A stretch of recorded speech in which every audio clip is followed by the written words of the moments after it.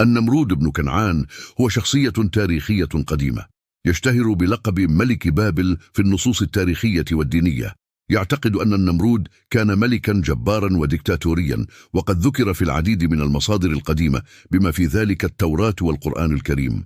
وفقا للتوراة يعتبر النمرود شخصية مشهورة في عصر ما قبل إبراهيم عليه السلام. يقال إنه كان عاصيا لله وادعى الألوهية، مما جعل الله يعاقبه. في القرآن الكريم يشير إلى النمرود في سياق قصة نبي الله إبراهيم، حيث كان النمرود يجادل إبراهيم حول قدرة الله.